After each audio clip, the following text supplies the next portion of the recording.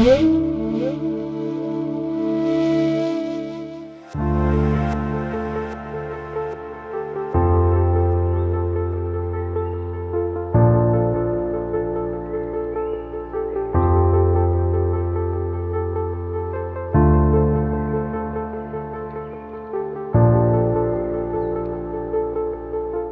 कृष्णा।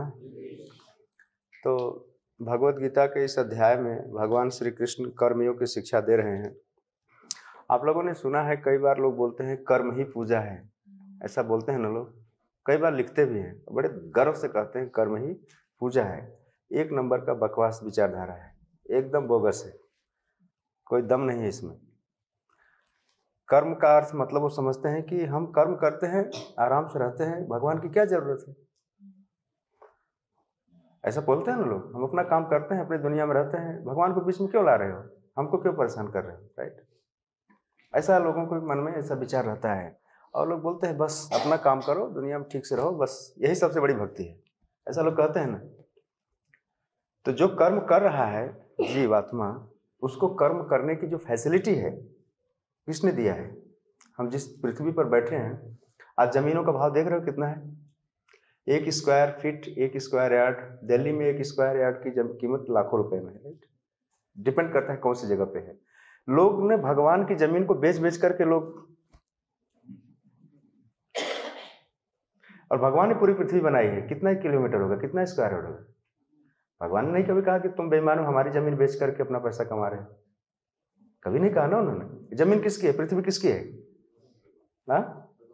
तो फिर भगवान को बीच में क्यों नहीं लाना चाहिए। आप जिस मालिक के अधिकार क्षेत्र में काम कर रहे हैं और उसको बोलो नहीं हमें उस मालिक से पता नहीं, हम अपना काम करते हैं खाली। कर्म करने का अर्थ क्या है, बोलते हैं हम हाँ उगाते हैं खाते हैं, उसमें किसी को क्या तकलीफ है। लेकिन उसको यह नहीं पता कि जो जमीन है या जो उगाने की पूरी प्रक्रिया है, जो व्यवस्था है, वो किसकी है, भगवान की है, सीधी सी बात है। भगवान इस जमीन के अंदर पेट्रोल और खनिज पदार्थ, मैग्नीज, आयरन, क्या क्या नहीं रखा है, उसको हम निकाल कर खाने में बड़े एक्सपर्ट हैं। और भगवान कहते नहीं, नहीं कोई भगवान नहीं। क्या एक नंबर की बेईमानी, राइट।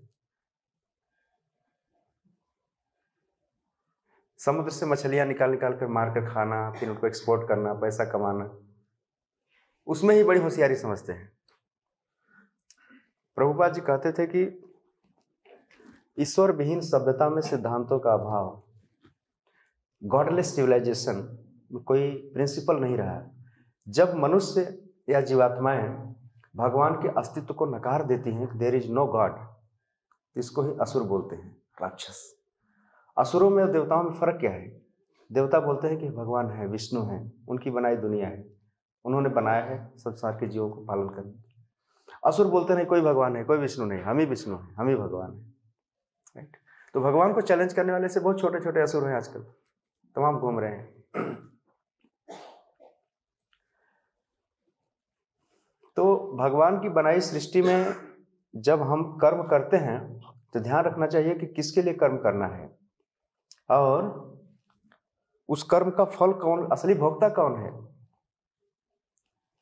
अगर हम उस कर्म के फलों को भगवान को अर्पित नहीं करते, खुद खा जाते हैं और भगवान को जरा सा भी क्रेडिट नहीं देते, तो शास्त्र की दृष्टि में, कानून की दृष्टि में भी एक अपराध है। आप किसी भी स्टेट में, किसी भी सिटी में आप बिजनेस करते हैं तो आप बिना रजिस्ट्रेशन बिजनेस नहीं कर सकते। आपको टैक्स देना ही पड़ेगा, बिजली का बिल देना ही पड़ेगा, पानी का बिल देना ही पड़ेगा, जीएसटी आपको देना ही पड़ेगा। उस राज्य के, स्टेट के कानून को आपको मानना ही पड़ेगा। आप नहीं कह सकते नहीं नहीं हमको दुनिया से कोई मतलब नहीं। क्यों नहीं मतलब, तो तुम्हारे को उठा के जेल में डाल देगा तुमको, तो मानना ही पड़ेगा। तो जब हम इस संसार के नियमों को मानने के लिए बाध्य हैं, तो प्रकृति के नियमों को मानने के लिए हम क्यों नहीं बाध्य हैं। जैसे आज सुबह हम लोग पढ़ रहे थे श्रीमद् भागवतम में, माता देवहूति भगवान कपिल से प्रश्न पूछ रहे थे कि प्रकृति क्या है, पुरुष क्या है। ये प्रकृति माता है और पुरुष जो है पिता है। जैसे पिता माता के गर्भ में गर्भाधान करके बच्चे पैदा करता है, उसी तरह से भगवान कृष्ण ने इस प्रकृति के गर्भ में सभी जीवों को गर्भाधान करके इस प्रकृति को सृजित किया है। और हम सभी लोग, आगे बढ़ जाओ, जगह बहुत है, आगे बढ़।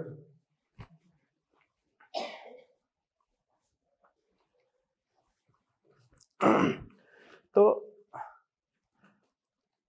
मूल प्रश्न यह है कि मैं कौन हूँ, ईश्वर कौन है, या प्रकृति क्या है, कौन बनाया है, क्यों बनाया है, कैसे संचालित हो रही है, ये सारे फंडामेंटल क्वेश्चन हैं। अगर हम इन प्रश्नों का उत्तर नहीं जानते हैं, नहीं जानने का प्रयास भी नहीं करते हैं, तो यह एक नंबर का मंद बुद्धि वाला व्यक्ति है, आलसी है, अभागा है, दुर्भागा है। इसमें आगे लिखा गया है। तो प्रकृति का मतलब भगवत गीता में 5 विषयों का वर्णन है पूरा। जीवात्मा, परमात्मा, प्रकृति, काल और कर्म, यही 5 मुख्य विषय हैं। तो कर्म जो हमारा कर्म क्षेत्र है, बोलना, इंद्रियां भी भगवान ने दिया, सब कुछ भगवान से रिलेटेड है। अभी आज के ही प्रसंग हम लोग सुन रहे थे कि भगवान के दृष्टिपात किए बिना यह प्रकृति बिल्कुल निष्क्रिय रहती है, डेड रहती है। तो भगवान ने इस पृथ्वी पर दृष्टि डाली, सारे एक्टिव हो गए। जैसे छोटा बच्चा रात को सोया रहता है, तो आप क्या करते हैं, माता पिता क्या बोले, उठो, कब तक सोए रहे, उठो, तैयार हो, स्कूल जाओ, कुछ काम करो, राइट। उसी तरह से प्रलय के समय सारे जीव सोए रहते हैं, और फिर भगवान सबको दृष्टिपात डालते हैं, प्रकृति को एक्टिवेट करते हैं, सूर्य सबको एक्टिवेट करते हैं, तब सारा जाकर काम होता है। इस तरह से होता है, सृजन होता है इस तरह से। तो भगवान की बड़ी योजना है, एक बड़ा मास्टर प्लान है कि सारे जीव, खासतौर से मनुष्य, जैसे समाज होता है ना सबका, ये मनुष्यों का समाज है, पशुओं का समाज है, चिड़ियों का समाज होता है, कुत्तों का समाज होता है, बिल्लियों का समाज होता है, कीड़ियों का समाज होता है, सारे चीज़ों का समाज है। लेकिन उनके समाज में फैसिलिटी नहीं है कि वे लोग भगवान को समझ पाएँ या खुद को समझ पाएँ कि मैं कौन हूँ, भगवान कौन है, हम यहाँ पर क्यों आए हैं, क्यों दुख भोग रहे हैं, शरीर छोड़ने के बाद कहाँ जाना है, सो एंड सो। मनुष्य समाज में सुविधा उपलब्ध है। अदरवाइज मनुष्य को भी पशु ही कहा गया है शास्त्र में। कौन सा पशु कहा गया है? द्विपद पशु, 2 पैर वाला पशु, 2 लेगेड एनिमल। भागवत में कहा है, महाभारत में लिखा है कहीं कि आहार निद्रा भय मैथुनम सामान्यम एतत् पशुभिः नराणाम तेषाम ही धर्मो अधिको विशेषो धर्मेण हीना पशुभिः समाना। धर्म से हीन मनुष्य जो है पशु के समान ही है। अब कई बार लोग सोचते हैं कि धर्म का मतलब क्या है, हम तो ठीक है, हिंदू हैं, मुसलमान हैं, अपने हिसाब से होली दिवाली मना लेते हैं, इसलिए हम धार्मिक। परंतु धर्म का असली प्रयोजन सिर्फ इतना ही नहीं है कि हिंदू मुसलमान बन के रह जाना, अपने देश को सर्वोपरि मानना, अपनी जाति को सर्वोपरि मानना, सब कुछ मानना, यह एक हद तक ठीक है, लेकिन अंततोगत्वा पूरा कंप्लीट नॉलेज नहीं है। धर्म का वास्तविक अर्थ है धर्मम तो साक्षात भगवत प्रणीतम। धर्म का अर्थ वह है जिसको भगवान ने बनाया है। जैसे कानून क्या है? कानून जिसको सरकार ने बनाया है, गवर्नमेंट ने बनाया है, उस कानून को जानना और उस कानून का पालन करना हमारे हित में है। अब बोले नहीं, हम इस देश में रहते हैं ना, हम कानून को जानते हैं और ना तो हम पालन करते हैं, ये तो बेवकूफ़ी वाली बात हो गई। तो सृष्टि में आकर के, मनुष्य के तन में आकर के, क्योंकि जीवात्मा जो हम आप शरीरधारी जीवात्माएं बैठे यहाँ पे, लोअर से लेकर के हायर तक हम उठे हैं। हम लोग पहले भी बहुत सारे शरीर बदल चुके हैं, कुत्ता बिल्ली सब बन के आए हैं यहाँ पे, लेकिन हमें कुछ याद नहीं है। जैसे इसी जीवन में हमने कितने कपड़े बदले, कुछ याद है क्या? कोई रिकॉर्ड है क्या? कितने पैंट बदल रहा है, कितनी साड़ी बदल रहा है? कुछ हिसाब नहीं है ना, कोई नहीं रिकॉर्ड रखता। उसी तरह से इस आत्मा ने बहुत सारे शरीर बदले हैं और शरीर बदल भी रहा है। Yes sir no? हम जिस शरीर में है बदल रहा है कि नहीं बदल रहा है? छोटे थे अब बड़े हो गए, बुढ़ापे हो रहे हैं, फिर धीरे धीरे इस शरीर से निकलकर आत्मा दूसरे शरीर में चली जाएगी। जो परिवर्तनशील है वो शरीर है, लेकिन जो नित्य है, जो कंटिन्यू, जो शाश्वत है, वो कौन है? वो आत्मा है। वही आत्मा हम आज इस मनुष्य शरीर पे बैठे हैं। इस मनुष्य शरीर में आने के बाद इस आत्मा का जो देहांतर है, देह परिवर्तन है, वो कब तक चलता रहेगा? और मनुष्य शरीर जिसका अंतिम जंक्शन माना जाता है, बस यहाँ के बाद उसको एक ऐसा शरीर दिया जाए, ऐसे शरीर के लिए प्रयास करे जहां पर फिर से वापस उसको ना आना पड़े। सजा काटते काटते हम मनुष्य योनि पहुंचे हैं। अब यहाँ पर भी आकर के भी वही मूर्खता वाली बात, वही मूर्खता वाला व्यवहार, अज्ञानता वाला व्यवहार करेगा तो फिर बहुत बड़े मौके से चूक जाएगा। अर्जुन ने एक प्रश्न उठाया था, 3 अध्याय के पहले श्लोक में, याद है किसी? अर्जुन ने एक प्रश्न उठाया था कि प्रभु, यह जो युद्ध है यह भयानक कर्म है, घोर कर्म है, इसमें बहुत खून खराबा होगा, मारपीट होगी, लोग मरेंगे, मुझे क्यों लगा रहे हैं इस घोर कर्म में? किम नियोजयसि माम कर्मणि घोरे, पहला प्रश्न है। तो भगवान ने कहा कि अर्जुन, तुम्हारे दृष्टि से यह घोर कर्म है, यह भयानक कर्म है, यह खतरनाक कर्म है, लेकिन इस घोर कर्म से ही लोगों का उद्धार होगा। इसमें जितने भी सारे राजा और सैनिक युद्ध क्षेत्र में हैं, इसमें ज्यादातर आसुरी लोग हैं। तुम भक्त हो, तुम्हारे दृष्टि में यह घोर कर्म है, लेकिन यह कर्म चूंकि मेरा आदेश है, इसको करने से इन जीवों का भला होगा। ये मारे जाएंगे तभी इनका उद्धार होगा, अब नहीं तो जिएंगे तो और पाप करेंगे। समझ रहे मेरी बात? क्योंकि बहुत सारे उसमें आसुरी राजा थे, आसुरी सैनिक थे, वे लोग भगवान की व्यवस्था के विपरीत ही काम कर रहे थे। जब स्थिति खतरनाक हो जाती है तो युद्ध अनिवार्य हो जाता है, और युद्ध करने से क्या होता है, एक बार पुनः शांति आती है और फिर से सारे जो मारे जाते हैं उनको अच्छी गति मिलती है, शहीद कहलाते हैं। तो भगवान कह रहे हैं कि अर्जुन, तुम युद्ध नहीं करके इनका नुकसान करोगे, और युद्ध होगा तो इनका भला होगा। आप समझे मेरी बात? तो अर्जुन के लिए भगवान कह रहे हैं कि ये तो अल्पज्ञानी है, ये तो अपने अपनी दुनिया में लगे हुए हैं, इनको तुम युद्ध नहीं करोगे तो फिर से और उत्पात करेंगे और अत्याचार करेंगे समाज में। इसलिए एक क्षत्रिय होने के कारण, धर्म की रक्षा करने के कारण, और मैं स्वयं भगवान के रूप में बोल रहा हूं कि मैं धर्म का पिता हूं, मेरा कर्तव्य है कि धर्म युद्ध करवा के इस धार्मिक युद्ध के द्वारा जो सिस्टम है उसको बैलेंस करना। आप समझते हैं ना? कई बार सरकार कर्फ्यू क्यों लगाती है? जब स्थिति कंट्रोल के बाहर हो जाती है कर्फ्यू लगाती है, और जब स्थिति और खतरनाक हो जाती है बोलते हैं देखते ही गोली मार दो, राइट? 2-4 दिन बाद फिर सिचुएशन नॉर्मल होती है, फिर 1-2 घंटे के लिए कर्फ्यू में ढील दी जाती है, ठीक है इनको दूध और सब्जी लेने के लिए छूट दे दी जाए। तो जब सामाजिक स्थिति बिगड़ने लगती है तब भगवान को ही सिचुएशन अपने कंट्रोल में लेना पड़ता है। तो आज के इस श्लोक में भगवान अर्जुन से कह रहे हैं कि प्रकृति गुण सम्मूढ़ा। ध्यान रखिए, जो जिस प्रकृति में हम लोग हैं यह प्रकृति त्रिगुणात्मक है, 3 गुणों से बनी हुई है। कई बार कुछ ऐसे टेक्निकल वर्ड होते हैं, सामान्य जनता को कुछ ज़्यादा पढ़ी लिखी है नहीं, सत्संग का अभाव रहा है, कुछ समझ में नहीं आता कि क्या है प्रकृति। मतलब नेचर सोचता है पहाड़ है, नदी है, सब ठीक है, प्रकृति का अंश है। यह प्रकृति भगवान की एक व्यवस्था है, उनकी एक शक्ति है। और जैसे आप देखते हैं कि मोबाइल चलता है तो कुछ वेव्स होती हैं, दिखता नहीं लेकिन टावर से उसका कनेक्शन होता है, क्या बोलते हैं उसको, कौन सा मोबाइल का जो कनेक्टिविटी होती है क्या बोलते हैं? नेटवर्क। नेटवर्क दिखता नहीं है लेकिन होता जरूर है, राइट? दिखता नहीं है कि कोई तार है यहां से वहां तक, लेकिन नेटवर्क होता है। रेडियो की तरंगे जो होती है ना, रेडियो सेट यहाँ पर है लेकिन कुछ वेव्स होती है ना, फ्रीक्वेंसी सेट कर देते हैं ना मेगावाट्स किलोवाट्स पे, तो वो जो फ्रीक्वेंसी है मेन जहां से उसका रिले सेंटर है वहां से कनेक्ट होता है, फिर आपका एक काम करता है। जो वेव्स होती है, जो नेटवर्किंग तरंगे होती हैं, वो दिखती नहीं है लेकिन काम करती हैं। समझे मेरी बात? उसी तरह से इस संसार में भगवान के द्वारा बनाई गई 3 प्रकार के गुण हैं, सत्वगुण, रजोगुण और तमोगुण। एक गुण का मतलब कोई क्वालिटी वाला गुण मत समझ लें, गुण का मतलब एक रस्सी की तरह है। संस्कृत में गुण को क्या कहते हैं? रस्सी कहते हैं। एक रस्सी के द्वारा सारे जीव बंधे हुए हैं, हम सारे जो जीवात्माएं हैं भगवान की 3 रस्सियों के द्वारा कंट्रोल्ड हैं, लेकिन इतनी सूक्ष्म है को दिखाई नहीं देती। जैसे नेटवर्क नहीं दिखाई देता लेकिन होता जरूर है, काम करता है।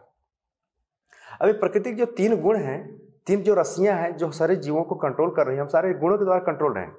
और नेटवर्क कहीं और है, उसका हेडक्वार्टर कहीं और है। ये तीनों गुणों का नाम क्या है पता है? सत्वगुण, रजोगुण और तमोगुण। ये अंग्रेजी में इसको गुडनेस, पैशन और इग्नोरेंस, ये जो प्रकृति के 3 गुण हैं ये सारे जीवात्माओं को कंट्रोल करते हैं। जैसे एक पपेट वाला होता है ना, पपेट को क्या बोलते हैं हिंदी में? कठपुतली नचाने वाला। वो रस्सियों से जैसे जैसे घुमाता है वैसे वैसे नाचती है, राइट? उसी तरह से हम सारे जीवात्माएं कठपुतली है, पपेट है, और भगवान जो है पपेटियर हैं, कठपुतली को कंट्रोल करने वाले। माया देवी वो तीनों रस्सियों से जीवों को ऐसे ऐसे उछालती है, तो हमको जैसे जैसे उछालते हैं उधर ऐसे ऐसे नाचते हैं। देखा ना, सारे जीव विवश होकर के नाचते हैं।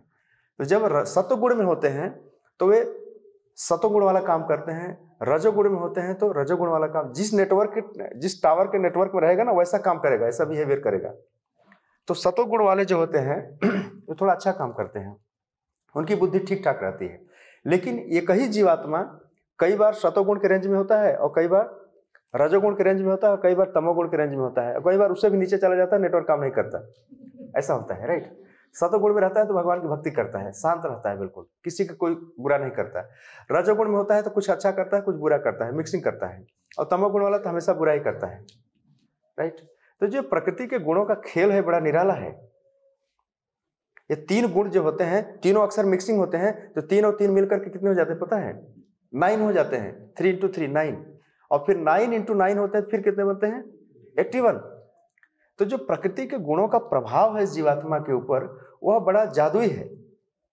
जैसे कहते हैं कि हमारी स्वतंत्रता पर उनका कंट्रोल है। प्रकृति के गुणों का कंट्रोल है। और प्रकृति के गुण ही जो है ना मिक्सिंग होकर, जैसे 3 कलर होते हैं प्राइमरी, रेड, ब्लू और येलो, इनको मिक्सिंग करके ढेर सारे कलर बनाए जा सकते हैं। आज दुनिया में जितनी विविधताएं दिख रही हैं, अलग अलग चेहरे, अलग अलग भाव, अलग अलग बिहेवियर, अलग अलग सोच, ये सब प्रकृति के गुणों का ही खेल है। और गीता में भगवान बताते हैं कि जब जीवात्मा इन प्रकृति के गुणों के संपर्क में होती है तब उसका वैसा ही स्वरूप, उसका बिहेवियर सामने दिखता है। लेकिन ये प्रकृति के गुण जो होते हैं ना, व्यक्ति को कहीं का छोड़ते नहीं हैं, अज्ञानता में बांध के रखते हैं उसको। तो जैसे एक चिड़िया को पिंजरे में बंद होना पसंद नहीं है, एक कुत्ते के गले में जंजीर लगाना पसंद नहीं है, किसी भी जीवात्मा को परतंत्र रहना या गुलामी पसंद नहीं है, बिल्कुल पसंद नहीं है। हमें आपको कोई जेल में बंद कर दे तो हम कोशिश करते हैं भाई निकल के बाहर चलो यहाँ से। तो किसी भी जीवात्मा की स्वतंत्रता जब किसी बाहरी शक्ति के द्वारा या अदृश्य शक्ति के द्वारा छीन ली जाती है तब उसको तकलीफ होती है, कष्ट होता है। स्वतंत्रता अगर समझते हैं ना, हम मनाते हैं ना 15 अगस्त स्वतंत्रता, एक राजनीतिक स्वतंत्रता है। स्वतंत्रता का अर्थ यह है कि हम जो कार्य करना चाहें उसको करने में कोई बाधा ना आए, इसको स्वतंत्रता कहते हैं, इंडिपेंडेंस, फ्रीडम, राइट। लेकिन आप पेन उठाइए और कागज उठाइए, नोट कीजिए, आज तक अपने जीवन में जो कुछ आपने सोचा है, जो कुछ आपने सोचा है वैसा हुआ नहीं है। 99% आपके खिलाफ हुआ है, राइट। ये तो मोटी मोटी बात है। लेकिन एक और बड़ी बात है, हम में से कोई व्यक्ति नहीं चाहता कि हम मरें। कोई चाहता है? मृत्यु किसी को पसंद नहीं है, लेकिन मृत्यु अवश्य आती है। हम में से कोई नहीं चाहता कि हम बूढ़े हो जाएं, राइट, लेकिन वृद्धावस्था हम पर थोपी जाती है, राइट। हम में से कोई नहीं चाहता कि हम बीमार पड़े। कभी किसी की इच्छा होती है क्या कि बहुत दिन ठीक रह लिए, कुछ दिन हॉस्पिटल में रह गया? ऐसा नहीं चाहता ना कोई, 10-20 दिन चलो उधर एडमिट होके आते हैं। लेकिन बीमारी हम पर थोपी जाती है। तो कौन ऐसा शक्ति है, कौन ऐसा तत्व है जो हमारी स्वतंत्रता पर अंकुश लगा के बैठा है, जीवात्मा को हर तरह से कंट्रोल करके रखा है? ये प्रकृति के गुण ही हैं। दिखते नहीं है लेकिन उनका कंट्रोल पूरा पूरा है। जैसे जहां पर दंगा होता है ना, सरकार पहला काम क्या करती है मालूम है? धारा 44 लगाती है और इंटरनेट तुरंत बंद करती है। नेट बंद करो, साइड, सारी स्वतंत्रता गायब, खत्म। उसी तरह से भगवान ने इस प्रकृति के गुणों के द्वारा सृष्टि के संचालन में एक बड़ी सिस्टम बनाया पूरा। तो जब इन प्रकृति के गुणों का प्रभाव इतना ज्यादा है हमारे जीवन पर कि हम इनके अधीन हैं, और ध्यान रखिएगा जब जीवात्मा अधीन होती है, अधीन वाला समझते हैं, परतंत्र या गुलाम होती है, तब उसे सुख नहीं मिल सकता। तुमको तुलसीदास जी लिखते हैं कि पराधीन सपने सुख नहीं। अगर हम पराधीन हैं, पर मतलब दूसरा, अगर हम दूसरे के वश में है, दूसरे के अधीन है, हम चाहते हैं नहीं चाहते ना हमारी लाइफ में कोई इंटरफियर करे, किसी को पसंद नहीं है ना, किसी को नहीं पसंद है, लेकिन हमेशा हम इंटरफियर्ड हैं, हमेशा हमारे लाइफ में हमेशा दखल दी जाती है। और ऐसे लोग दखल दे रहे हैं जहां हमारा कोई वश नहीं है, पता नहीं कहाँ इसका कंट्रोलिंग है, कहाँ नेटवर्क है, कौन है। मैंने कुछ एग्जाम्पल बताए आपको। कोई नहीं मरना चाहता, कोई बूढ़ा नहीं होना चाहता, कोई बीमार नहीं होना चाहता, फिर ऐसा क्यों? सवाल उठना चाहिए ना। हमने ऐसा कौन सा गुनाह किया है, कौन सा ऐसा अपराध किया है, न चाहते हुए हमें विपरीत परिस्थितियों का सामना करना पड़ता है? बड़ा प्रश्न है ना। आपको ऐसे उठाकर कोई जेल में डाल दे तो आप तबाह विरोध करोगे ना, क्यों भाई क्या गुनाह है, आप विरोध तो करोगे। लेकिन हम तो ऐसे कैदी ठहरे कि जन्म जन्मांतर एक जेल से दूसरी जेल में हमको भेड़ बकरी की तरह शिफ्ट किया जा रहा है, और हमारे अंदर इतनी बुद्धि नहीं है कि हम पूछ तो सकेंगे भाई गुनाह है क्या है, बता तो दो, क्यों ऐसा हमारे साथ व्यवहार, क्यों हमने किया क्या है, राइट। लेकिन मनुष्य जीवन में आकर के पूछ तो सकते हो कि ऐसा आखिरकार है क्या, समस्या क्या है, इसका समाधान क्या है। तो गीता के 7वें अध्याय के 14वें श्लोक में भगवान कृष्ण बताते हैं कि देखो, दैवी ऐसा गुणमयी मम माया दुरतया। भगवान कहते हैं जो मेरी भौतिक जगत यानी जो मायावी संसार को आप देख रहे हो, यह भगवान की बनाई हुई व्यवस्था है, लेकिन इसमें प्रकृति के 3 गुणों का आवेश है। दैवी ऐसा गुणमयी, यह गुणात्मक है, और फिर कह रहे हैं कि मम माया, ये मेरी माया है, और दुरतया, इसको पार करना बहुत कठिन है, कोई नहीं जा सकता। इतनी बड़ी जेल है ना, कोई इससे बाहर भाग ही नहीं सकता, बहुत बड़ी बाउंड्री है इसकी, खुली जेल है, लेकिन फिर वापस यहीं आएगा शाम को। फिर भगवान कह रहे कि मामेव ये प्रपद्यन्ते, जो मेरी शरण में आता है वह माया में ताम तरंते, वह इस माया से पार हो जाता है। तो प्रपद्यन्ते का अर्थ होता है सरेंडर करो। सरेंडर कौन करवाता है? अपराधियों से सरेंडर कराया जाता है ना, कोर्ट में सरेंडर करो। तो हम सभी उस दृष्टि से अपराधी हैं, क्रिमिनल हैं। अब आप पूछोगे हमने कौन सा क्राइम किया? वही क्राइम किया जो कानून को बिना जाने नियम को तोड़ दिया। कई बार हम जानकर तोड़ते हैं, कई बार अनजान में भी तोड़ते हैं, राइट। जब आप गाड़ी लेकर रोड पर निकलते हैं, रेड लाइट क्रॉस करते हैं, पुलिस पकड़ती है, तो आप यह नहीं कह सकते कि सर ये रेड लाइट का मतलब क्या होता है, हमको तो पता ही नहीं था, हम तो खाली गाड़ी चलाना जानते हैं बस। तो बोलेगा कि सर आप गाड़ी चलाने से पहले आपको रूल्स जान लेना चाहिए, ठीक है, जान लेना चाहिए और उसको फॉलो भी करना चाहिए, अदरवाइज आप या तो फाइन कीजिए, नहीं तो हम आपका लाइसेंस कैंसिल करते हैं, आपको जेल में भेज देंगे, राइट। उसी तरह से जब हम मनुष्य के रूप में इस दुनिया में आते हैं तो मनुष्य के ऊपर कौन सा नियम, कौन सा कानून लागू होता है उसको जान लेना हमारा फर्ज है, हमारा कर्तव्य है। आप ये नहीं कह सकते कि नहीं हमको ये सब जानने की जरूरत नहीं, हम तो जी लेंगे जी, अपने हिसाब से जी लेंगे। जो अपने हिसाब से जीता है ना तो उसकी बड़ी दुर्दशा होती है, बड़ी खराब हालत होती है उसकी। हम क्योंकि हिसाब हमारा नहीं चलता है, हिसाब तो प्रकृति के गुणों का चलता है। वो जैसे नचाता है वैसे नाचना पड़ेगा आपको, और लोग नाच भी रहे हैं, राइट। और प्रकृति भगवान की जो माया है जीवों को ऐसे नचा रही है, डे नाइट ऐसे नचा रही है अपने इशारे पर, और नाचते नाचते थक जाते हैं तो फिर दारू पी के सो जाते हैं, राइट। सोचते अब यहाँ रिलैक्स मिलेगा, बोलते फिर उठो। कैदियों को सजा दी जाती है, पता है, जेल में उनको यातनाएं दी जाती हैं।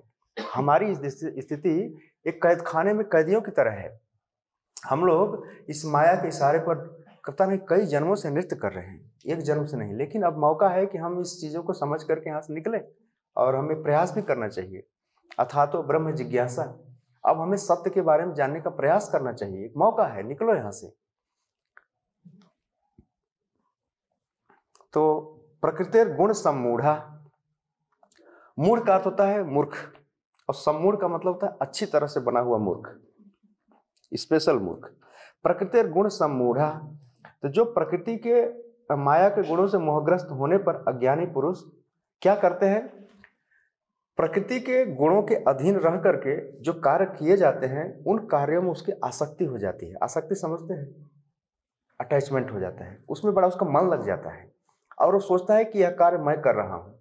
उसको यह भी अभिमान होता है कि यह कार्य मैं कर रहा हूँ, जबकि वो करता नहीं है, करता प्रकृति के गुण ही करवाती है। इसके पहले श्लोक में लिखा है जीवात्मा प्रकृति के गुणों के अधीन है और उससे प्रकृति के गुण ही काम करवाते हैं, और फिर उल्टा क्या सोचता है कि मैं कर रहा हूँ। इसके पहले कि प्रकृति गुण क्रियमाणानि गुण कर्माणि सर्वश अहंकार विमूढ़ आत्मा कर्ता हम इति मन्यते, वो सोचता है मैं कर रहा हूँ। तो प्रकृति के गुण कैसे जीवात्माओं को मूर्ख बना के रखा है आज के श्लोक में देखिए।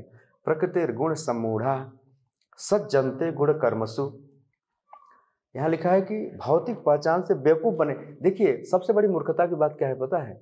2 लाइन में समझिए आप इसको। हम सभी जो है नित्य जीवात्माएं हैं, नित्य हैं, हमारा जो स्वरूप है शाश्वत है, हम आत्मा के रूप में नित्य हैं, लेकिन हम अपनी पहचान कैसे कर रहे हैं? अनित्य के रूप में, शरीर के रूप में है हम आत्मा, लेकिन हमारी पहचान कैसी हो गई है? हम खुद को कैसे पहचानते हैं कि हम शरीर हैं और शरीर से जुड़े हुए लोग हमारे हैं। है कि नहीं मूर्खता वाली बात? आश्चर्य की बात है। हम हैं कुछ और, लेकिन हमारा व्यवहार कुछ और है, ठीक उल्टा है। जैसे किसी व्यक्ति को भूत पकड़ लेता है, देखा ना, भूतग्रस्त व्यक्ति, तो वह भूत की तरह बात करने लगता है भूत ही है, सच में भूत है। व्यक्ति कोई और है, लेकिन भूत से प्रेरित, भूत से ग्रस्त है, इसलिए उसका व्यवहार कैसा है? भूत प्रेत वाला है।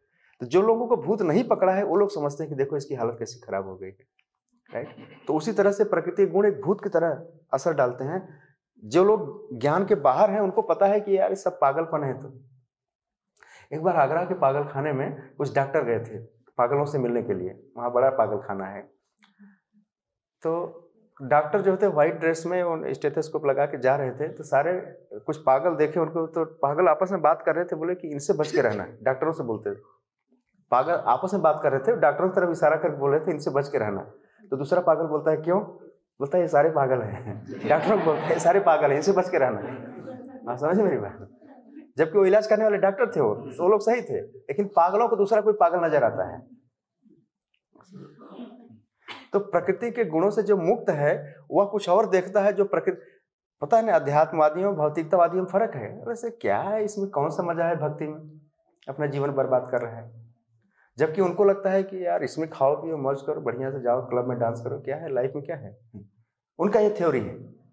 जबकि जो लोग जानते बोलते हैं यार एक नंबर का मूर्ख है। तो दोनों में ठीक उल्टा रिलेशन है। तो यहाँ पर भगवान कह रहे हैं कि प्रकृति और गुण सम्मूढ़ा सज्जनते गुण कर्मसु। गुण कर्मसु का मतलब होता है गुण के द्वारा जो कर्म किए जाते हैं उन कर्मों में उनकी आसक्ति हो जाती है, उस कर्मों में इतना वो अटैच्ड हो जाते हैं उसको छोड़ना नहीं चाहते, उसी में लगे रहते हैं। फिर भगवान कह रहे हैं कि तान कृष्ण विदो मंदान, ऐसे अल्प बुद्धि वालों को डिस्टर्ब नहीं करना चाहिए। किनको नहीं डिस्टर्ब करना चाहिए? जो लोग बुद्धिमान हैं, जो लोग कृष्ण भक्ति से जुड़े हुए हैं, कृष्ण भावना भावित हैं, अकृष्ण विद न विचालय, तो उनको डिस्टर्ब नहीं करना चाहिए। यह बड़ा टेक्निकल है, इसको हम समझाने की कोशिश करते हैं आपको। इसमें एक शब्द आया है, खत्म हो गया, मंद शब्द आया है। मंद का अर्थ समझते हैं क्या होता है? मंद, यहाँ मंदान लिखा है, मंदान मतलब बहुवचन है, एक नहीं बहुत सारे हैं, ढेर सारे मार्ग। मंदान का अर्थ है कि स्लो, धीमा या अभागा और आलसी। कई बार आपने देखा होगा कि जो भौतिकतावादी लोग होते हैं, जिनको अध्यात्म से कोई लेना देना नहीं, जो शरीर और शरीर के चीजों में ही डूबे रहते हैं, उनको लगता है कि अध्यात्म जो है, यहाँ लिखा है, फालतू की चीज है। उन लोगों को आप निमंत्रण दीजिए कि मंदिर आइए, सत्संग अटेंड कीजिए, तो बोलेंगे हाँ ठीक है, टाइम मिले कभी आएंगे। स्लो, हमेशा टालते रहते हैं। तो ऐसे लोगों को मंद, आलसी का मतलब क्या है? आलसी का मतलब है कि जैसे जिस काम को 2 मिनट में करना चाहिए वो 1 घंटे में करेगा, 1 दिन में करना चाहिए तो 1 हफ्ते में करेगा, इसको आलसी कहते हैं। उसको भगवान का नाम जपना चाहिए तो हमेशा टालता रहता है। आलसी व्यक्ति टालता रहता है हमेशा, उसको पोस्टपोन करता रहता है, हाँ कर देंगे, बाद में कर देंगे, राइट। खाने में आलसी नहीं रहता, सोने में आलसी नहीं रहता, लेकिन आत्म साक्षात्कार में बहुत आलसी रहता है। और एक बोलते हैं कि अभागा। अभागा मनुष्य क्या होता है कि सुविधा है लेकिन उसका लाभ नहीं उठा पाता, उसको अभागा कहते हैं। एक बार जगन्नाथपुरी मंदिर में एक व्यक्ति रोज पानी लाने का काम करता था, जल लाने का काम करता जगन्नाथ जी के लिए। तो बाहर ही खड़ा रहता, सोचता था मैं तो रोज यहीं पर हूँ, कभी भी जगन्नाथ जी के दर्शन में कर लूंगा। उसका पूरा जीवन बीत गया, कभी जगन्नाथ दर्शन नहीं कर पाया। समझे ना? जैसे कई बार लोग सोचते हैं ना, आते हम तो यहीं हैं मंदिर के बगल में, कभी चले जाएंगे, सुन लेंगे कुछ, तो कभी नहीं आते। पता है हमारे पड़ोसी कभी नहीं आते यहाँ पे, आते हैं प्रभु जी आते हैं बस। अक्सर देखा गया है, पड़ोस में रहने वाले अक्सर दूरी बना के रखते हैं, हाँ यही बगल में ही तो है, जाएंगे कभी चले जाएंगे। इसको अभागा बोलते हैं। भारतवर्ष में रह करके लोग कहाँ कहाँ से लोग चले आते हैं तीर्थ यात्रा करते हैं सत्संग करने के लिए, लेकिन जो भारतीय हैं बोले हाँ हम तो यहीं पर हैं, हम हमारी चीज़ है, हम इसमें क्या है, ये तो हमारी चीज़ है। इसको अभागा बोलते हैं। तो व्यवस्था ऐसी है कि प्रकृति के गुण के अनुसार किसी जीव को ब्राह्मण, किसी जीव को क्षत्रिय, किसी जीव को वैश्य, किसी जीव के शूद्र, स्त्री पुरुष, ये सब प्रकृति गुणों के प्रभाव के अनुसार अलग अलग व्यवस्था है। लेकिन प्रकृति के गुणों के पार जाना ही असली मकसद है, ध्यान रखिएगा। इन प्रकृति के गुणों के पार जाना, हमारी पहचान ब्राह्मण नहीं है, हमारी पहचान क्षत्रिय नहीं है, हमारी पहचान वैश्य नहीं है, हमारी पहचान शूद्र नहीं है, हमारी पहचान स्त्री पुरुष, भारतीय अमेरिकन, ये सब कुछ नहीं है। हमारी पहचान शुद्धतम भगवान कृष्ण का नित्य दास है, उनकी सेवा करना ही असली धर्म है। समझ गए मेरी बात? जब तक जीवात्मा इस धरातल पर नहीं आ जाती है या नहीं आ जाता है, तब तक उसका कोई भी कार्य प्रकृति के गुणों से प्रेरित माना जाता है। और प्रकृति के गुणों के जो प्रेरित व्यक्ति है उसके लिए भगवान कह रहे हैं कि जहां है वहीं उसको रहने दो, डिस्टर्ब मत करो। क्यों पता है? अगर कई बार लोग कर्मकांड में बहुत रुचि रखते हैं, कर्मकांड से जो फल उनको मिलता है वह भी शास्त्र के अनुसार ही मिलता है, लेकिन वह फल अनित्य होता है, टिकाऊ नहीं होता है। कई बार लोग भगवान की शरण में न जा करके कहीं दूसरी जगह जाते हैं और दूसरा कर्म करते हैं, उनको भी शास्त्र के अनुसार ही कर्म मिलता है, फल मिलता है, लेकिन भगवान यह सलाह दे रहे हैं कि उनको डिस्टर्ब न किया जाए। क्यों? क्योंकि उनको बता दिया जाए कि अरे ये तो बड़ा क्षणिक है, यह मनुष्य जीवन का असली उद्देश्य नहीं है, तो उसको भी नहीं करेंगे, उसमें भी उनकी अश्रद्धा हो जाएगी, उसमें भी उनकी अरुचि हो जाएगी। तो फिर क्या होगा? आपको तो ज्ञान था लेकिन आपने उनको डिस्टर्ब करके वहां से भी हटा दिया। जैसे बच्चा छोटी क्लास में पढ़ रहा है ना, उसको डिस्टर्ब मत करे, तू कितने साल यहीं पढ़ेगा, देख दुनिया कहाँ पहुंच गई, तू यहीं तक है अभी, तो डिस्टर्ब हो सकता है, वहां भी छोड़ देगा वो, उसको स्लोली आगे बढ़ने दीजिए। ये प्रकृति गुणों का प्रभाव है।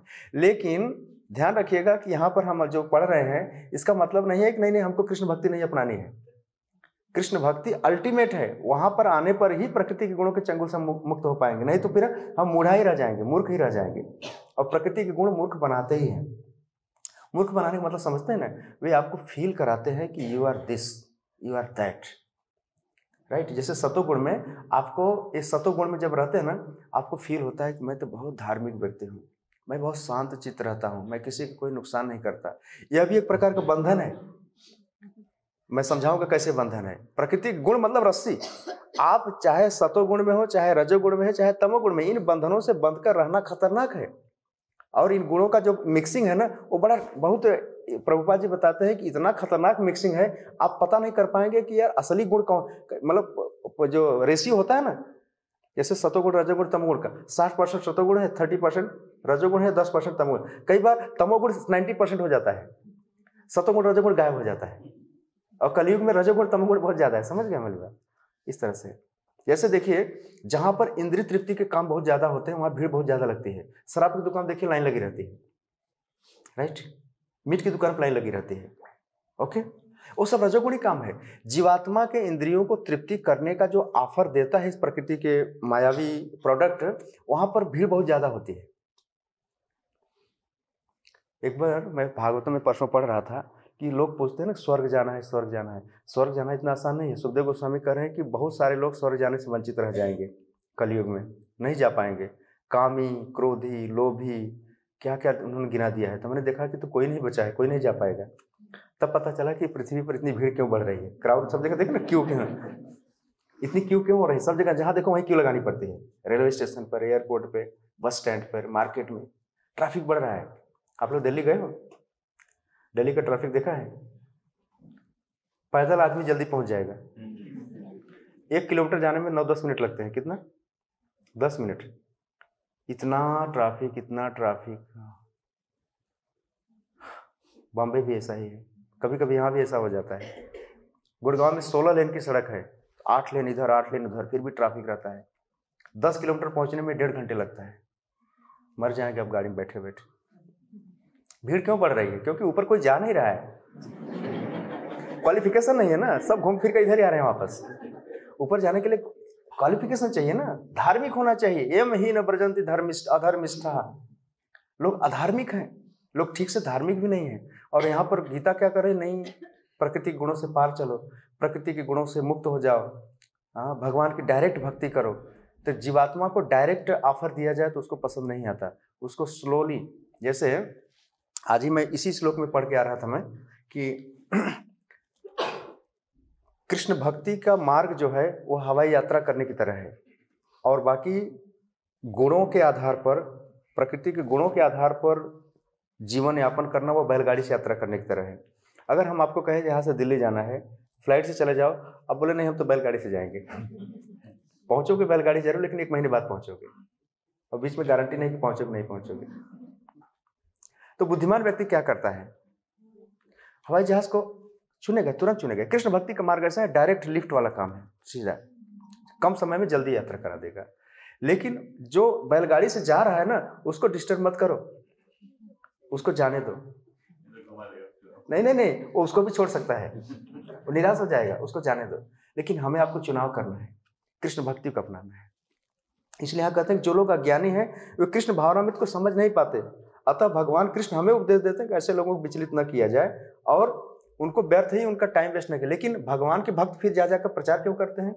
इसका प्रमाण यहाँ दिया गया है, क्योंकि वो भगवान की योजना को समझते हैं। भगवान कह रहे हैं छोड़ो ना यार, इनको क्यों डिस्टर्ब कर रहे हैं। लेकिन भगवान के भक्त जो है इनको जगाते हैं, उठो। सोए हुए व्यक्ति को जगाने के लिए क्या करना चाहिए? आवाज करनी चाहिए, राइट।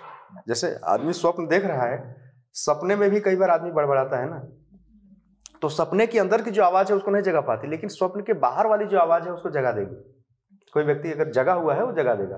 तो जगा हुआ व्यक्ति कौन है? आध्यात्मिक रूप से उन्नत है, वह जगा देगा। और कलयुग के जीवों को जगाने के लिए चैतन्य महाप्रभु क्या बोल रहे हैं? जीव जागो जीव जागो गौरा चांद बोले। एने छी माया औषधि नासी बारेला। हरिनाम मंत्र, हरे कृष्णा कृष्णा कृष्णा हरे हरे, हरे राम राम राम। यह जो दिव्य वैदिक ध्वनि मंत्र है, यह हमारी चेतना को जागृत करेगा और फिर हम प्रकृति के गुणों से धीरे धीरे धीरे बाहर आ जाएंगे। अब एक और समझा देते हैं आपको कि प्रकृति के गुण खतरनाक क्यों हैं। आप बोल सकते हैं सतोगुण तो अच्छा है प्रभु जी, रजोगुण थोड़ा ठीक है, खराब हो सकता है, तमोगुण खराब हो सकता है, सतोगुण तो ठीक है। नहीं, जैसे एक कैदी को एक जंजीर लगाई जाए और बोला जाए तुमको हम सोने की जंजीर से बांधते हैं या लोहे की जंजीर से बांधते हैं, जूट वाली जंजीर होती है, जूट को क्या बोलते हैं गुजराती में, वो मूज वाली रस्सी होती है ना, क्या बोलते हैं, रस्सी मूज वाली रस्सी, वो जूट वाली होती है ना, उसको कोकोनट से बनती है, क्या सुतरी, वो वाली जंजीर से बांध देते हैं, लोहे की जंजीर से बांध देते हैं और सोने की जंजीर से बांध देते हैं। तो वो कैदी जो सोने की जंजीर से बंधा हुआ है तो काला टाइट करके बोलेगा देख हम तो सोने की जंजीर से बंधे हैं। पागल कहें क्या, जंजीर तो जंजीर ही होती है ना, चाहे सोने की जंजीर से बंधा है, चाहे लोहे की जंजीर से बंधा है, चाहे सुतरी की जंजीर से बंधा है, जंजीर तो जंजीर होती है ना। तो उसी तरह से संसार में कुछ अच्छे लाइफ स्टाइल वाले भी भगवान की भक्ति से कतराते हैं, बोलते हैं हम अपनी लाइफ में ठीक हैं, वो भी अपने ज्ञान से और अपने ऐश्वर्य से बंधे हुए हैं। बंधन तो बंधन होता है, चाहे वो सोने का बंधन हो चाहे लोहे का बंधन हो।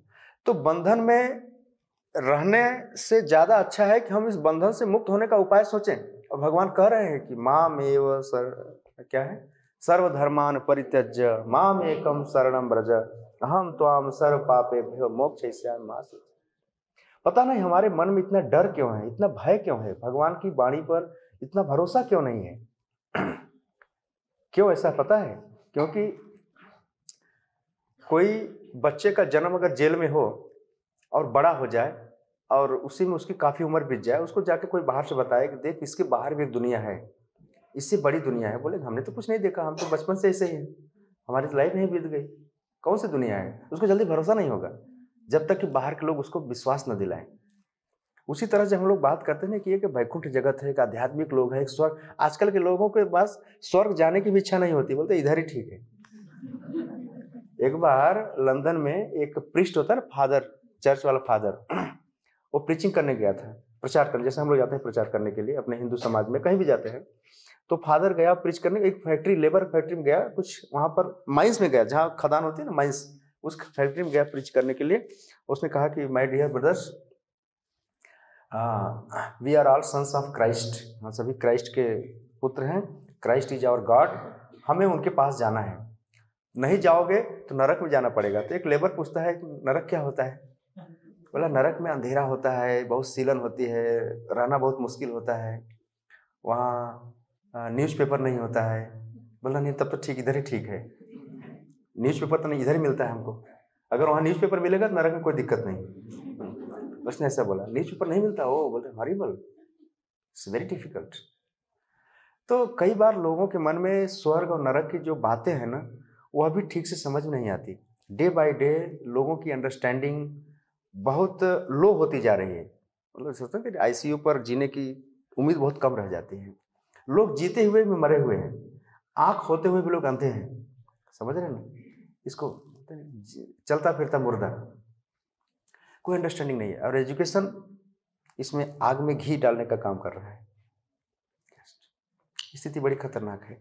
फिर भी एक कृष्ण कॉन्शियस वाले प्रचार तो कर रहे हैं, जितना हो सकता है उतना बचा रहे हैं, लेकिन अंत में प्रभुपाद जी लिखते हैं कि जो मानव के लिए परम आवश्यक है, राइट। तो प्रकृति के गुणों का खेल जो है बहुत अद्भुत है। एक जगह गीता में कहा गया है कि हम जिन गुणों का संग करते हैं वैसा ही हमारा अगला जीवन होता है। सद असद योनि जन्मसु कारणम गुण संगेशु, एक अध्याय है पूरा प्रकृति के गुणों का। कौन सा अध्याय है? 14वां 13वां 14वां अध्याय। प्रकृति के गुणों को समझने के लिए आपको समझना चाहिए, बहुत इंपॉर्टेंट है। जिन गुणों का हम संग करते हैं, जैसे देखिए पेड़ों में होता है ना, कुछ पेड़ फल देते हैं, कुछ पेड़ कड़वे होते हैं और कुछ पेड़ कांटे कांटे होते हैं। ऐसा क्यों है पता है? उसमें भी प्रकृति के गुण है। जो सतोगुण में थे वे अच्छे फल वाले होते हैं, और जो रजोगुण थे ना उसमें कुछ कड़वे फल आते हैं, और जो बिल्कुल तमोगुणी थे, हरामी टाइप के थे, उनमें खाली कांटे कांटे आते हैं। उसी तरह से इंसानों में भी कुछ ऐसे ही है, राइट। तो किन प्रकृति के गुण गुणों का हम संग करते हैं ना, वो इमीडिएट दिखता है। जैसा संग वैसा रंग। मनुष्य अपने आप में बुरा और अच्छा नहीं होता, सही गलत नहीं होता। जैसे गुण की संगत करता है वैसा उसका रंग चढ़ने लगता है उसको, राइट। आप शराबियों के बीच में रहिए, बिना सिखाए सीख जाएंगे आप, ट्यूशन पढ़ने की जरूरत नहीं पड़ेगी आप, राइट। आप साधु संतों के बीच में रहिए, कुछ अच्छी बातें अपने आप सीख जाएंगे। तो हमें अपनी संगति का चुनाव बहुत सावधानी से करना चाहिए, खास तौर से लाइफ पार्टनर, फ्रेंड्स या अपने फ्रेंड सर्कल को। और सोशल मीडिया तो एक ऐसा प्लेटफॉर्म है जो फ्री में ही सब कुछ परोस रहा है। आप लो या ना लो, आपके घर में 1 किलो का अखबार रोज आके फेंक जाएगा, पढ़ो इसको। ऑटो में बैठे रहोगे, कोई फेंक जाएगा, लो पढ़ो, हमारा प्रोडक्ट है, इसको खरीदो। तो एक तरफ तो इस मायावी प्रकृति बहुत एक्टिव है, दूसरी तरफ हमारे पास बचने का उपाय कम है। हमारी इम्यूनिटी इतनी कमज़ोर है, हम किसी भी प्रोडक्ट में मुंह के बल गिर जाते हैं, फिर फंस जाते हैं। और फिर एक बार फंस गए आप दलदल में, आपने दलदल वाली कहानी सुनी है? जैसे आदमी एक बार दलदल, समझते ना, मिट्टी का कीचड़, उसमें अगर आपका पाँव फंस जाए और आप निकलने की कोशिश करो, अब दलदल बहुत बड़ा है, छोटा मोटा नहीं, बहुत बड़ा है, किसी तरह आप उसमें गिर गए, मान लीजिए कैसे भी करके गिर गए, और आप निकलने की कोशिश करो, आप जितना निकलने की कोशिश करोगे उतना ही फंसते जाओगे। और एक बंदा है जो बाहर खड़ा है, दलदल के बाहर है, वो देख रहा है, वो रस्सी फेंकता है, पकड़ इसको, राइट। लेकिन वो रस्सी भी फेंक रहा है और उसको पकड़ने के लिए उसकी वहां पहुंचना भी चाहिए ना उसका हाथ, और सामने वाले को घबराना भी नहीं है। जब हम अपने प्रयास से इस संसार से निकलने की कोशिश करेंगे ना, उतना ही आप फंस जाओगे, क्योंकि हम सारे दलदल में हैं। अब हमें क्या करना पड़ेगा, दलदल के जो बाहर है उसको पुकारना पड़ेगा। दलदल के बाहर कौन है? कृष्ण भगवान है, गुरु है, शास्त्र है। ये लोग प्रकृति के गुण में नहीं है, ये लोग आर्डर करेंगे कि इसको मुक्त कर दो, ये लोगों को हमको पुकारना पड़ेगा। पुकारने के लिए सबसे अच्छा साधन क्या है? हरे कृष्णा कृष्णा कृष्णा हरे हरे, हरे राम राम। वास्तव में यह जो पुकार है ना, कभी व्यर्थ नहीं जाती है। चमत्कार किया है लोगों के जीवन में। आप किसी भी हालत में, किसी भी दशा में, किसी भी स्थान में कैसे भी करके इस महामंत्र को पुकारिए। गजेंद्र ने पुकारा था ना, तो भगवान ने बचाया कि नहीं बचाया? द्रौपदी ने पुकारा था, भगवान ने बचाया। आज तक एक भी ऐसा केस ना मामला नहीं आया जहां पर लोगों ने पुकारा, भगवान ने बचाया ना। आप बोल सकते हैं नहीं, हमने तो ट्राई किया लेकिन भगवान आपको नहीं बचाया, राइट। तुम्हारे पुकारने में कमी रही बेटा, भगवान को बचाने में कमी नहीं। तो दिल से पुकारो तो सही। इस हृदय में भगवान का निवास है, राधा कृष्ण होने चाहिए, सीता राम होने चाहिए, पर हमने दिल में किसी और को बैठा रखा है। घर किसी और का, कब्जा किसी और का, किराएदार के रूप में, फ्री किराएदार कोई बैठा है, राइट। ये सब प्रकृति के गुणों का खेल है। आपके साथ कोई गुंडागिरी करे, माफियागिरी करे, आपको पसंद है? नहीं पसंद है ना। आप बोलोगे जल्दी जल्दी इसको निकाल के बाहर करो। उसी तरह से प्रकृति के गुण जो है ना, ये सब गुंडे और माफिया की तरह है। न चाहते हुए आपको किडनैप करके आपसे आपकी इच्छा के खिलाफ ही काम करवाएंगे, आपका ही नुकसान करवाएंगे। ये काम, क्रोध, लोभ, मोह, मद, मत्सर, ये सारे 6 के 6 आजकल तो इनका कम्बो पैक आ गया, सारे मोबाइल में बैठे रहते हैं। जस्ट ऑन करो, ये सारे एक्टिव हो जाते हैं। बोलते हैं कि बोल तुमको क्या चाहिए, सब फ्री में करवाते हैं तेरे को, सब आपका नुकसान कराएंगे। तो ये प्रकृति के गुणों का खेल है।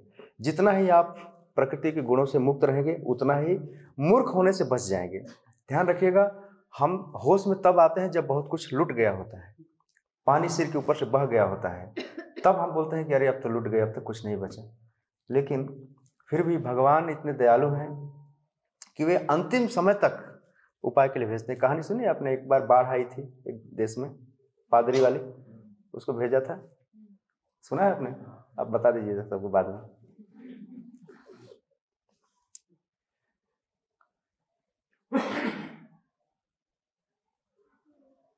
हरे कृष्ण महामंत्र हमको प्रकृति के गुणों से ऊपर ले आता है, इमीडिएटली फ्री हो जाते हैं।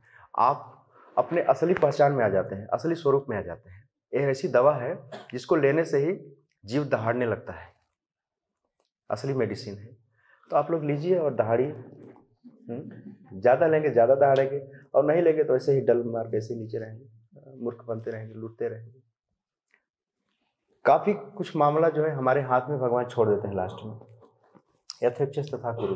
भगवान ने पूरी गीता में अर्जुन को समझाने के बाद बोल दिया कि जैसी आपकी मर्जी वैसा करो, मुझे समझाना था मैंने समझा दिया। क्यों? क्योंकि ये भक्ति जो है यह स्वेच्छा और एक प्रेम का मामला है, फोर्स से नहीं हो सकता, जबरदस्ती नहीं हो सकती। इस दुनिया में भी आप किसी से जबरदस्ती प्रेम नहीं कर सकते। अगर कोई आपको नहीं चाहता है या कोई आपको नहीं चाहती है तो आप संबंध नहीं रख सकते। तो भगवान के साथ ये कैसे लागू हो सकता है? भगवान कहते हैं कि तुम हमारे हो, हमारे ही होकर रहो, लेकिन तुम हमें भूल चुके हो। और तुम्हें याद दिलाने के लिए हम ये सब शास्त्र कहते हैं कि माया मुग्ध जीव नहीं स्वतः कृष्ण ज्ञान, कृष्ण कृपा कैला अतयो वेद पुराण। हम सारे जीव जो है माया के चाल से मुग्ध हो गए हैं। मुग्ध मतलब उस पर मोहित हो गए हैं, उस पर एकदम लड्डू हो गए हैं। बस ये माया जो दिखा रही है यही सत्य है।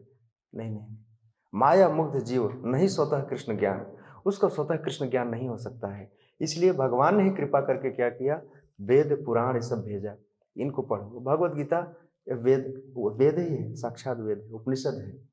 इस तरह से श्रील प्रभुपाद जी ने एक ऐसी संस्था बनाई इस दुनिया में, रेस्क्यू सेंटर।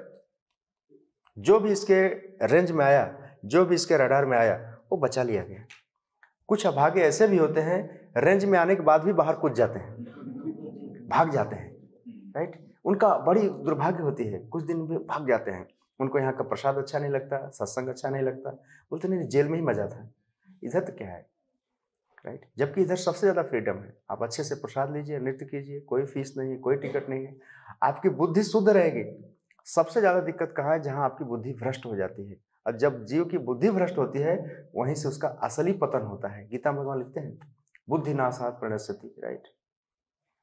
भोगों की कामना के बारे में कल पढ़ रहा था एक जगह की, अगर आपके मन में किसी जीव की किसी चीज की वस्तु की इच्छा है, इसमें दो खतरा है, पता है। अब बोलेगा यार तो भगवान तो ऐसा उपदेश दे रहे हैं कि सारे उपदेश ही सारी इच्छाएं खत्म कर देंगे। बात ऐसी नहीं है। अगर तुम्हें वह चीज मिल गई, लोभ बढ़ेगा, और नहीं मिली तो क्रोध बढ़ेगा, ठीक है। लोभ भी खतरनाक और क्रोध भी खतरनाक, और काम तो खतरनाक है ही है, यहीं से स्टार्ट हुआ है, राइट। तो काम जो तुम्हारे हृदय में है, इसको तुम शुद्ध करो। काम खत्म करने की बात भगवान नहीं कर रहे हैं, इसको शुद्ध करो। अगर तुम्हारे पास पत्नी है तो तुम अपनी पत्नी से ही संतुष्ट रहो, माइंड को ठीक करो। ऐसा नहीं है कि पत्नी छोड़कर 2-4 गर्लफ्रेंड भी चाहिए।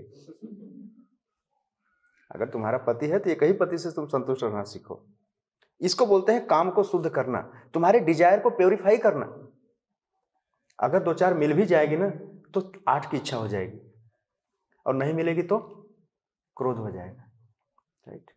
तो तुम्हारे मन में जो इच्छाएं हैं उनको शुद्ध करना सीखो। और इच्छाएं शुद्ध कब होगी पता है, जब हम अपनी इंद्रियों को भगवान की सेवा में लगाते हैं। जिह्वादव, अपनी जिह्वा को भगवान के उच्चारण में, भोजन जो अंदर डालेंगे ना, वो हमारी इच्छाओं को पैदा करती है। जैसा आपका अन्न होगा वैसा ही आपका मन होगा। ये मन आपका ड्राइवर है, उधर ले जाएगा खींच करके। तो सबसे पहला काम भोजन में सुधार लाना बहुत जरूरी है। इसीलिए तो प्रभुपाद जी ने एक बार, एक अमेरिका में एक पागल था, उसको लोग शाम को छोड़ के चले गए मंदिर में, और प्रभुपाद जी लेक्चर देने के बाद गुलाब जामुन, जानते हैं गुलाब जामुन, बना करके गरम गरम चाशनी में डाल करके एक एक बांट रहे थे। तो पागल आया तो उसको भी एक मिला, लाइन में खड़ा हो गया, मिल गया। कूपन सिस्टम नहीं था, कोई भी दे देते थे। तो दूसरे भक्तों से पूछता है कि रोज मिलता है क्या ऐसे? रोज मिलता है क्या? गुलाब जामुन बहुत टेस्टी थी। और फिर बाद में वह प्रसाद के चक्कर में हर संडे आने लगा, गीता का लेक्चर अटेंड करने लगा, भक्त बन गया, अमेरिका में बहुत बड़ा सन्यासी बना, वो बहुत बड़ा सन्यासी बना। यह गुलाब जामुन का चमत्कार है। तो भगवान के प्रसाद में बड़ी शक्ति है। महाप्रसाद है गोविंद नाम ब्राह्मण। हम सब लोग प्रसाद खा खा करके इधर ही पड़े हैं, राइट। तो भगवान की बड़ी कृपा है कि उन्होंने इस जिह्वा को कंट्रोल करने के लिए प्रसाद की व्यवस्था किया है कि खाओ, रेस्टोरेंट में जितना खाना है पूरा यहाँ तक खाओ, बाहर झांकने की जरूरत नहीं पड़ेगी, राइट। घर में बढ़िया से बना के ठाकुर जी के भोग लगा के खाओ। यही बात है यहाँ पर कह रहे हैं कि गुण कर्मसु, गुणों के अधीन कर्म मत करो। गुणों के अधीन कर्म करोगे तो फंस जाओगे। बाकी गुणों के प्रभाव से मुक्त होकर के, भगवान के शरणागत होकर के तुमको लड़ना है ना, भगवान के लिए लड़ो। तुमको गाना है तो भगवान के लिए गाओ, नाचना है तो मंदिर में गाओ, क्लब में फीस देकर के मत नाचो, वहां फंस जाओगे। राइट? तुमको बहुत ज्यादा लेक्चर देने का शौक है ना, ये सब शास्त्र पढ़ो, भाषण दो। राइट? तुम्हारे पास बहुत पैसा है ना, मंदिर बनवाओ, जो कुछ तुम्हारे पास है वो सब भगवान की सेवा में लगा दो। राइट? अन्यथा आपने दो उदाहरण देकर खत्म करता हूं आज के प्रवचन को, एक दुर्योधन का, एक रावण का। आपको क्या पता है, रावण पढ़ा लिखा नहीं था? बहुत पढ़ा लिखा था, बहुत विद्वान था, लेकिन वह कामी था, दूसरों की स्त्रियों को भी अपने महल में रखना चाहता था। फाइनली सीता जी तक उठा लाया, मंदोदरी ने समझाया, विभीषण ने समझाया, वो दुष्ट ने माना नहीं। बहुत पढ़ा लिखा था, धार्मिक भी था, बहुत तपस्वी था, लेकिन काम के वशीभूत होकर सर्वनाश करा दिया। आज भी विलन के रूप में विख्यात है, हर साल पुतला जलाया जाता है। कोई भी अपने बेटे का नाम रावण नहीं रखता है। राइट? तो पढ़ा लिखा होकर के रावण की तरह व्यवहार करना न सीखो, छोटे छोटे रावण मत बनो, एक शिक्षा ये है। दूसरी, दुर्योधन बहुत बड़े घराने से, बड़े राजकुल से, रॉयल फैमिली से, हट्टा कट्टा पढ़ा लिखा नौजवान, लेकिन लोभ इतना ज्यादा कि जो है वो मेरा है, मेरे भाई है, उनका 50% हक है, लेकिन मैं 5% भी नहीं दूंगा। भगवान ने कहा कि 5 गांव तो दे दे, बोला नहीं, युद्ध करना पड़ेगा तब जाके सुई के नोक के बराबर दूंगा। तो भगवान ने कहा ठीक है। युद्ध हुआ, 18 दिन बाद पूरी हस्तिनापुर खाली करके गए, जहां आधे की बात थी पूरा खाली करके गए। राइट? इसको बोलते हैं लोभ। तो काम, क्रोध, लोभ का शिकार होने से बचो, नहीं तो ये तीनों तुमको नरक में ले जाएंगे। गीता भगवान कहा है, तस्मात् एतत् त्रयम् त्यजेत् त्रिभिः नरका द्वारम् एत काम क्रोधः तथा लोभः। हाँ, क्या है श्लोक, कोई बता सकता है? काम क्रोधः तथा लोभः तस्मात् एतत् त्रयम् त्यजेत् त्रिभिः नरका द्वारम् एतम् आत्मनाशनम। इनसे आत्मा का नाश हो जाता है। तो हम और आप अपने आप को काम, क्रोध और लोभ के शिकार होने से कितना बचा पाते हैं, यह आपके ऊपर डिपेंड करेगा। क्योंकि जब आप जंग के मैदान में जाते हैं ना, आपको अपनी लड़ाई खुद लड़नी पड़ती है, बगल वाला नहीं करेगा। खुद को प्रोटेक्ट करना है, खुद की सेफ्टी खुद के हाथ में। अगर आप जप नहीं करते हैं, भगवान की भक्ति नहीं करते हैं, तो इसमें टोटल लॉस जीवात्मा का है, भगवान का कुछ नहीं है, पिता का कुछ नहीं बिगड़ता है। लेकिन पिता को दुख इसलिए होता है कि मेरा बेटा है, बिगड़ गया, नुकसान हो गया, बचा नहीं पाए, इसलिए भगवान के भक्तों को, उनको दुख होता है कि काश बचा लिया जाता है इसको। राइट? जैसे आज भी कोई आत्महत्या करना चाहता है तो लोग बचाते हैं ना, जहर खा लेता है तो हॉस्पिटल लेके भागते हैं ना, बचा लो, कैसे बेवकूफ है, नादान है, बचा ही लो किसी तरह से। तो भक्ति नहीं करना, इसको आध्यात्मिक आत्महत्या कहते हैं, स्पिरिचुअल सुसाइड। तो लोग आध्यात्मिक रूप से आत्महत्या कर ही रहे हैं। तो आप खुद ही बचिए और लोगों को बचाइए। यह इतना सुंदर मिशन है, इतना सुंदर मोमेंट है कि आप खुद के साथ साथ लोगों की भी सहायता कर सकते हैं। भगवान इससे बहुत प्रसन्न होते हैं। अच्छा, सुंदर कार्य है, पुण्य का कार्य है। कोई प्रश्न है किसी का? ठीक है, हरे कृष्ण। श्रील प्रभुपाद की, श्री राधा माधव भगवान की।